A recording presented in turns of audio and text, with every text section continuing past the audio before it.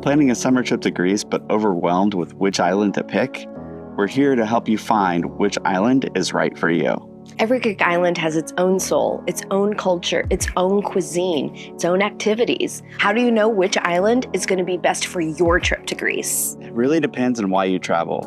So for this video, we came back to one of our favorite islands, an island we fell in love with when we created Becoming Greek. It was our first episode ever, and we created these specials to show what makes each place in Greece different, special, and unique. And after you finish this video, if you want to deep dive on any of these places, then check out our specials playlist and you'll find out how special and unique each of these places really are.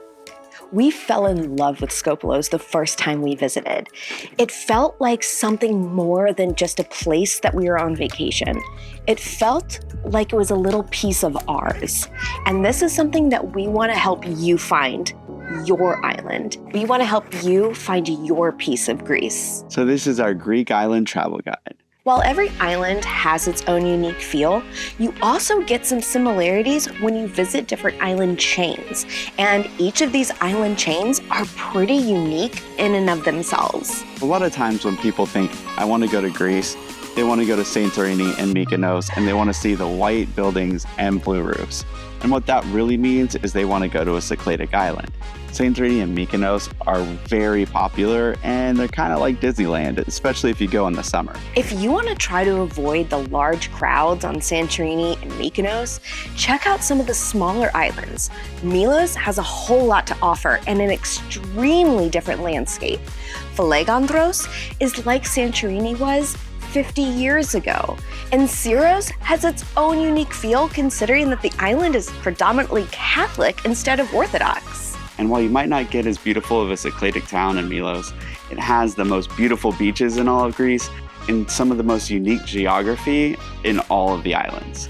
And also, Sifnos, it's a foodie island. So it's a really cool place to go to eat because it was the birthplace of the first Greek cookbook that pretty much every Greek has in their home.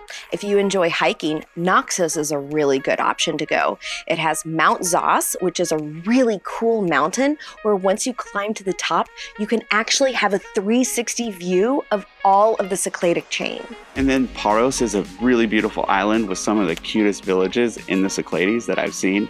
It is on the very expensive side, probably right after Mykonos and Santorini, and some really cool beaches, as well as Nausa, which is like the vibe if you're in your late 20s and early 30s. If you're looking for the vibe more similar to Mykonos but without the prices, I would suggest going to Ios. It has the vibe of what Mykonos was about 20 years ago, and it's a really cool island that's really just starting to bud in its tourism. So you still get some really nice traditional villages while also having a party island vibe where you can go out all night till the sun rises.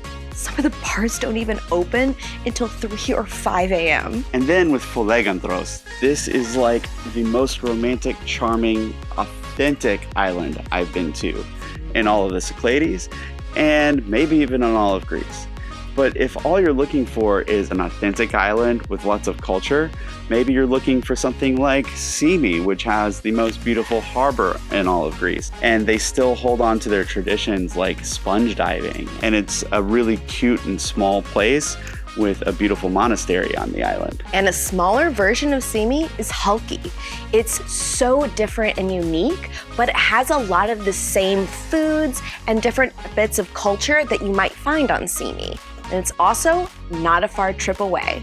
So staying in the Dodecanese, if you want more of a resort feel on a beautiful island, then Kos could be a really good option. Not only does it have some really great accommodations, but there's also a lot of adventure that you can get on the island, from biking around the island to taking strolls next to a salt lake that at times of the year is full of flamingos, something you might not expect Greece to have. But also something that's really great about this island is something that I now forgot as I am talking. What was it? Wine. Oh, wine, thank you. Another great thing that is unexpected when you visit Kos is how amazing the wines are. It actually rivals Santorini in its wine production, but because of how small each production is, they don't export, so you really can only get these wines on the island. And traveling south in the Dodecanese takes you to Rhodes, the island with the most history, the most tourism, and the most popular island of the Dodecanese. It's crazy how you can walk through the largest inhabited medieval city in all of Europe on a Greek island. And then it also has Lindos, which has whitewash and sort of rivals Santorini on its own. So the island of Rhodes has a lot to offer and incredible beaches. So it's a really easy island as maybe a first Greek island destination because you can see a variety and have a lot of fun. With Rhodes' proximity to Asia Minor, as well as the different people that had come and settled in Rhodes from around Europe, you have a really interesting and unique take on the cuisine that has influences from so many different places, making the food there something of its own. And not only the cuisine, but in the architecture, where you can walk down a street and watch the history of Rhodes unravel. Speaking of having a European influence, let's go ahead and travel all the way across Greece to the island of Corfu. Corfu is an island that really, the first time I went there, made me want to launch this channel because it was the third island I'd been to. It was the first not in the Cyclades. And I saw this influence and I thought, how is this Greece? Because it's very Venetian, but it had a lot of British influence, a lot of French influence, and Italian influence being the closest main island to Italy. So you see this in the architecture, you definitely see this in some great Italian food. And honestly, Corfu Old Town is possibly my favorite city in Greece to walk through. Corfu is also the music island of Greece. So you will hear music on every street you go to. You'll hear music schools practicing through windows, musicians on the streets, and it's full of a lot of different music events where people go to the Cyclades for the whitewashed buildings with blue domed churches. You go to the Ionian for glowing blue seas.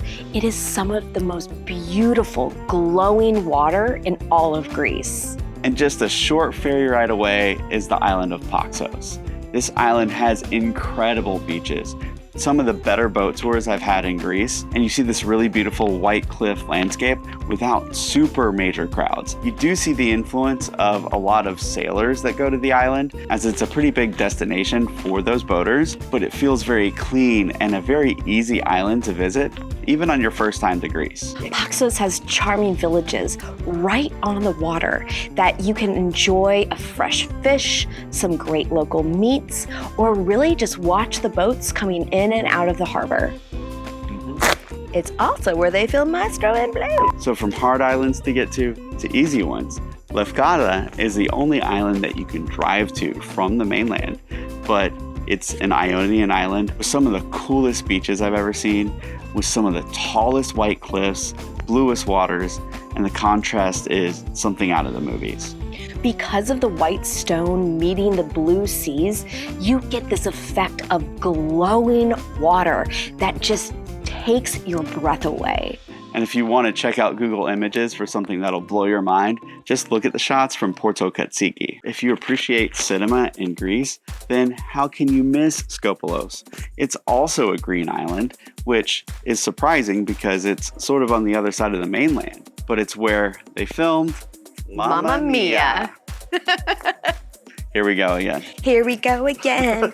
Mama, how can I resist you? With it being the Mamma Mia island of Greece, it's actually surprising that there's not more tourists that stay on the island. You have to take a ferry here from Skiathos or Volos, and this keeps the crowds down. But you'll find that the hardest places to go often have the most charm. An island that's easy to get to is Hydra. It's like taking a step back in time, but it's not far away from Athens. In Hydra, there are no cars or vehicles going around, so you get a sense of what Greece was in the past while being in the present. And another island, I would say the most important, that takes you back in time, is Crete, the biggest island in all of Greece. Crete has something for everyone.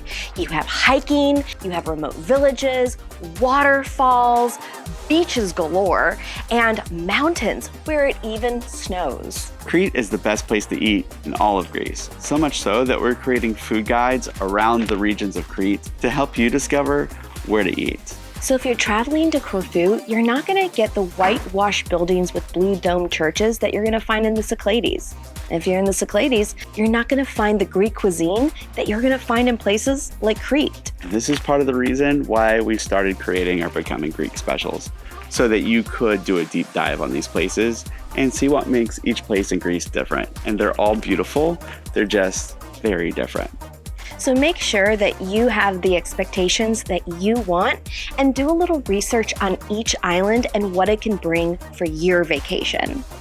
So thanks for watching this video, and if you liked it, please like, subscribe, and hit the bell button so you don't miss the next one. Oh, Birds. oh, Butterfly. a butterfly. Were you okay? In Was that? I? I don't know, because you said after. I feel like your face was probably... My face might have been weird. Okay. Okay. So, Take two. We Not right gotta get now. a fan that looks like that. Okay, and it's so funny. Okay. Okay. so this is... Hang on just a second. Just double checking this. You stay. Don't... Okay. Stop laughing at me, bird.